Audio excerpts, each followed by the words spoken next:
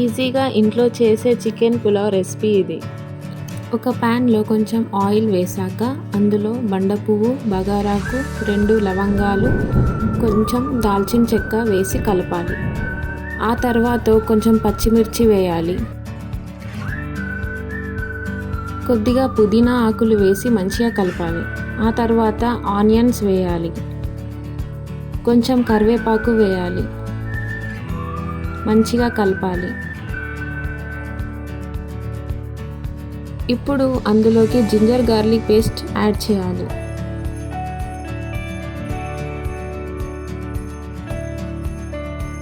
Onions అనేవి light brown colour అయ్యాక అందులోకి మనం చికెన్ పీసెస్ని యాడ్ చేసి మంచిగా కలపాలి.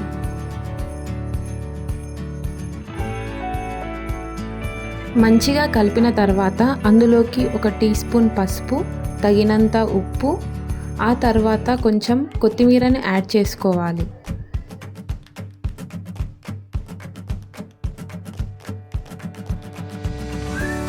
మూత పెట్టేసి ఒక 5 మినిట్స్ మంచిగా ఉడకనివ్వాలి. ఆ తర్వాత ఇలా వాటర్ వచ్చాక అందులోకి పెరుగుని యాడ్ చేసుకోవాలి.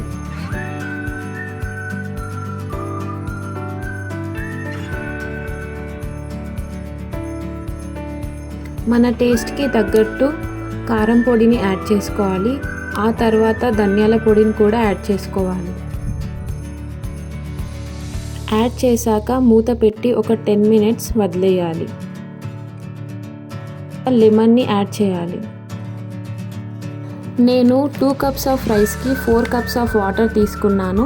దానివల్ల రైస్ అనేది చక్కగా విరివిరిగా అవుతుంది. ఇప్పుడు మనం 4 కప్స్ ఆఫ్ వాటర్ని యాడ్ చేసుకోవాలి. వాటర్ మంచిగా ఎసరొచ్చేదాకా ఆగాలి. ఆ తర్వాత అందులోకి మనం నానబెట్టుకున్న 2 కప్స్ ఆఫ్ రైస్ని యాడ్ చేసుకోవాలి.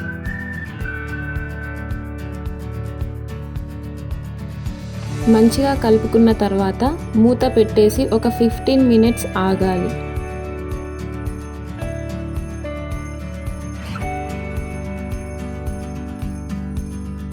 ఒక 10 మినిట్స్ అయ్యాక మంచిగా కలిపి మూత పెట్టేయాలి.